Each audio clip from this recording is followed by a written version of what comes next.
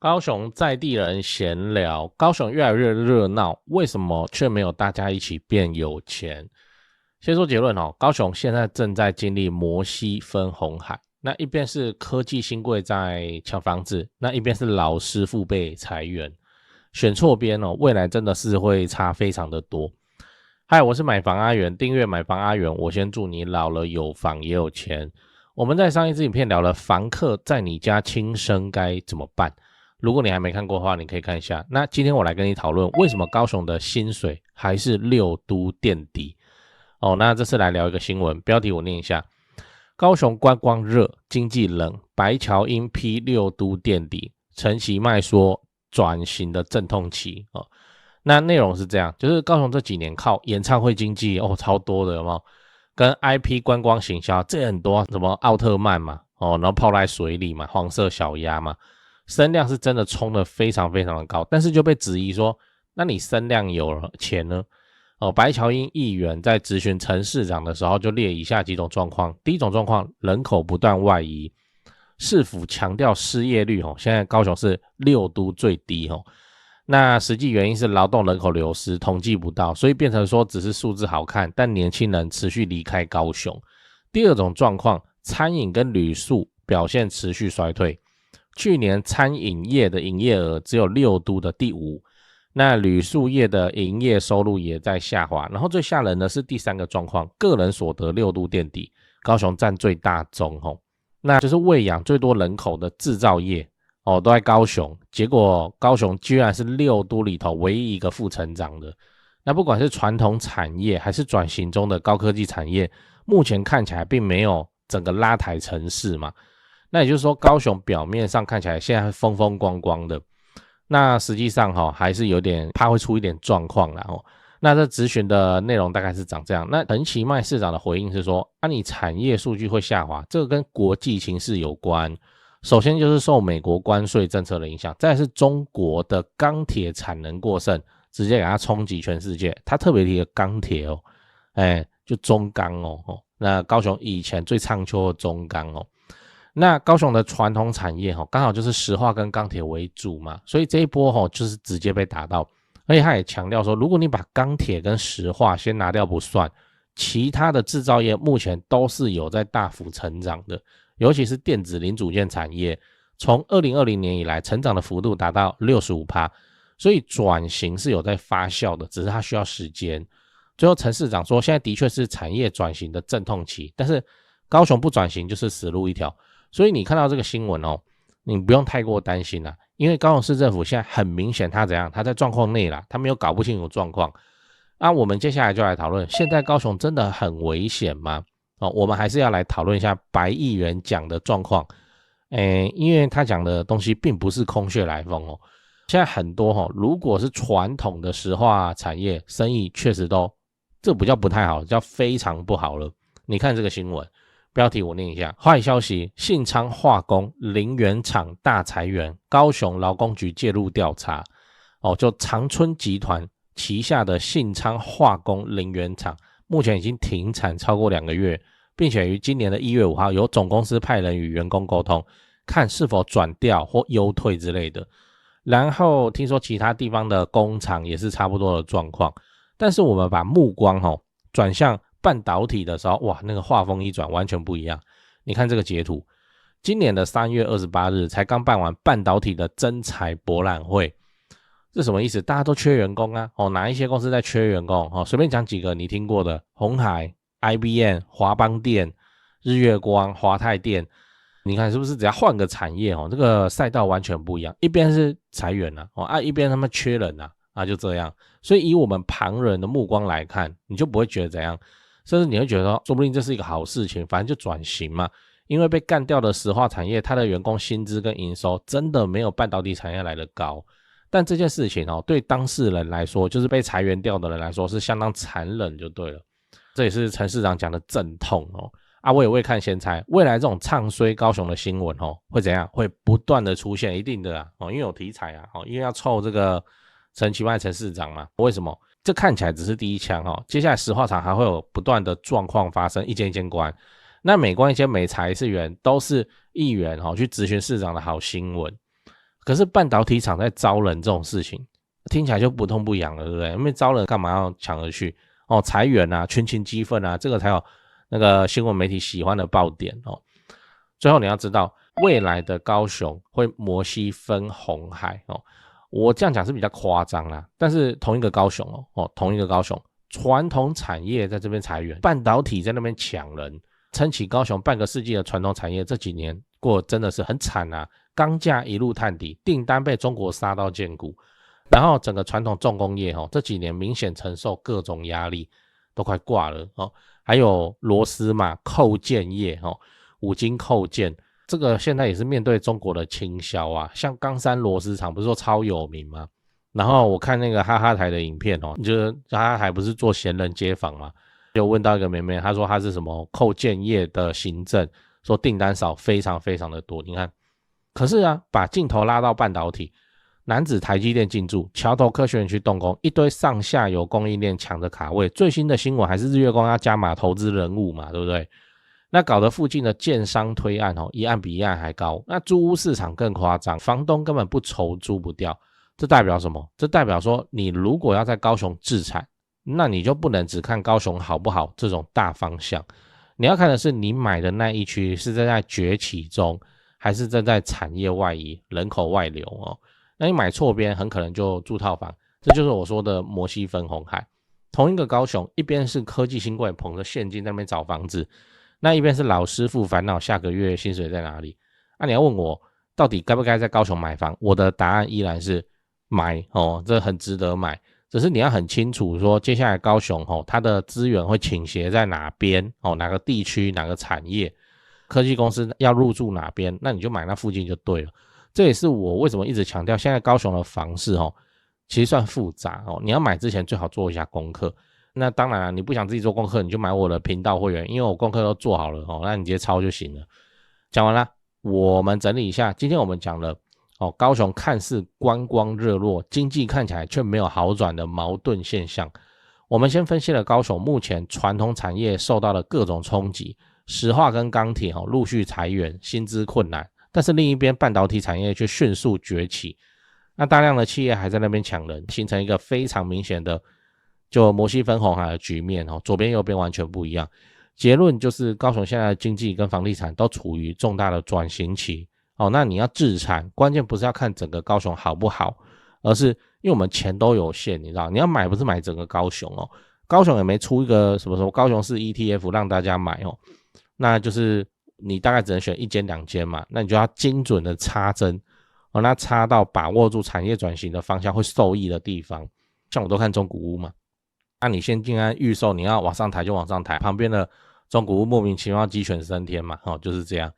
那你就是选择处于还等着崛起的啦，未来潜力大的啦，比方说半导体跟科技产业会辐射到的地方，那你就真的能享受到高雄成长所带来的利多，你的资产就有膨胀的机会那你晚年可能就是靠你这个高雄自产的房子来养。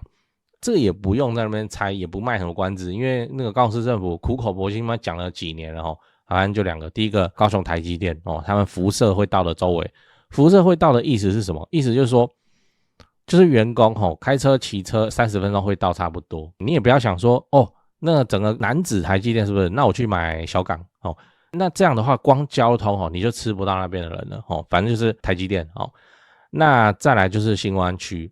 就这样啊。新湾区很猛呢，超猛的呢，就是图书馆总图那边那边连那个 IBM 都进来了连 AMD 都设办公室了。对啊，所以一个软一个硬嘛，硬就是制造生产量产，就楠梓台积电北高雄。那软化 IC 设计超算中心，这就在亚洲新湾区，就这两个就是高雄市政府全力做多之处。最后我想问你，你认为高雄未来10年会变怎样？这不是干话我们现在2026那你就看2036的时候，假设没有发生什么重大的想都想不到的事情比方说超大的地震，台湾裂成两半，然后什么超大的海啸然后什么有的没的火山爆发，如果都没有这些事情平稳的发展下去的话，那到2036年高雄会变成怎么样子？ A. 科技转型成功，房价再喷一波。 B. 传产拖垮整体，北高雄独强。C 南北差距越拉越大，变成两个世界。这里的南北讲的是台北跟高雄。在讲八卦之前来点干货，很多朋友会问我说，阿元你房地产做这么久有没有口袋名单啊？这不就来了吗？扫一下这个 QR code， 我有的牌都在这里了。进去先点影片看我介绍，让你心里有个底然后就可以直接加他们的 LINE 了。买卖房子，台北找销店，高雄找零店，美术之星，这两位都是我的大前辈，我有问题也是直接问他们，你就直接敲就对了。如果你双北要装潢汉一室内装修嘛，很多观众朋友合作以后都觉得很满意。那如果遇到了法律上的问题，有顶尖律师可以帮助你。好啦，我有的资源都给你了，你有需要你就大方用，不用客气。最后我要请你支持我，加入我的频道会员，每个月250块钱，直接抄我做好的重大建设功课。高雄自产老会员都跟超过1年了，没料的话大家早就跑了。最后也不要忘了帮我按下订阅按钮。YouTube 的后台跟我说有 74% 的观众还没订阅，这样都能超过5万人支持。如果你还没订阅，麻烦先按一下买房阿元 logo 旁边那个可爱的按钮，对，点下去就对了。这样我离10万订阅又更近一点，拍片的动力也会暴增。按好了吗？感谢你这么挺我，祝你老了有房又有钱。讲八卦讲八卦，就高雄现在的生活也是逐渐落差请问高雄现在哪边比较好？北高雄还是南高雄？大家都会讲北高雄，这也要说一下我们的那个北高雄、南高雄，那个北没有北到冈山路竹北是北到哪？就是火车站以北，火车站以南就像南高雄，就这样那人家会说南高雄比较老啦都是透天啦都是公寓啦那有相当多的那个传承的老板都还住在南高雄啦，也就是所谓的 old money 那个老钱嘛。好，可是这个我等一下好好补个例子给你。总之就是说，现在生活是分层的，年轻人你问他想住哪里，通通都是北高通通都北高。因为什么？因为北高有美术馆有农史6，这边假日这个咖啡厅都要排队。反观假日的时候，那个南高雄你除了观光客以外，你真的是做自己附近家庭生意的那种早餐店都在万谈，客人越来越少。这个高雄现在也是很分南北，台湾自己就在那边占南北高雄是没有在那边自己占自己但是就是南北的生活都出现分层了。北边都在讨论说你要去哪里上班你要投哪间公司那要买哪个建案。南高雄在讨论说，哇，那个工厂什么时候要关，我什么时候会失业，就会变成这样然后再来就是中钢中钢以前是高雄人的终极梦想这个终极梦想就是过年回家长辈鹅乐然后关于中钢的传说非常的多，就是说那个你要是有考上中钢他用考的嘛，你要是有考上中钢，你就不用北漂了。你就可以留在高雄过就熟悉的故乡，在这边继续生活，这个非常诱人你看北漂是不是要忍受那个什么公寓顶加套房好几年安诺读安诺，看能不能落地生根在台北。像那个军公教那个调南部你要调回南部，每年都是排不到了，表示大家都是很想要回家的。说不定也不是说我故乡安诺读安诺，而是我就回家，我有免费的地方住，你知道然后或是我要照顾爸爸妈妈等等的原因。以前中钢真的是走路有风到他们下班穿制服在外面买便当或是逛瑞丰夜市你就看那个灰灰的或蓝蓝的中钢的为什么秋这样子中钢的走路有风好，现在不太行，因为那个中国钢价，所以股票这种事情就一阵一阵的。以前在那边纯中钢啦然后就中钢有一阵子我印象还有几年我忘记了，反正就是在讲中钢偌好都偌好，现在是在讲台积电偌好都偌好嘛好，那总之就是中钢的光芒就已经不太行了，逐渐暗淡。现在听说中钢有很多年轻的员工私底下都还在报名补习班，想要转职到半导体的产业。他可能不用直接到台积电嘛，他先拐到半导体再说嘛就你有一张在半导体工作的经验你日后要转半导体产业链其他公司也方便嘛。可是为什么说中钢不太行呢？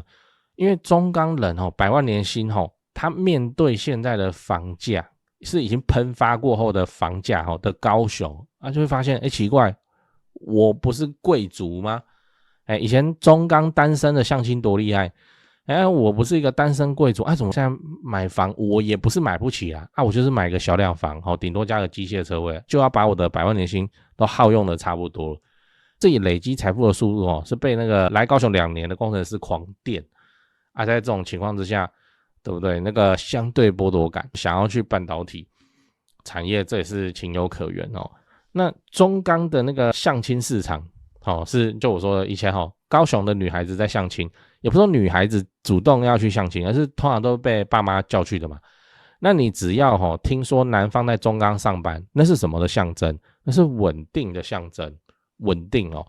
那个长辈都说呵，不要紧，只要他人品不要太奇怪的话，那都没有关系。他就觉得说这个就是个好女婿了我有个女婿在中钢，那就是这样。结果现在高雄听说的那个高端的婚友社中钢员工的排名已经就最受人青睐的职业排名中钢已经掉出去了。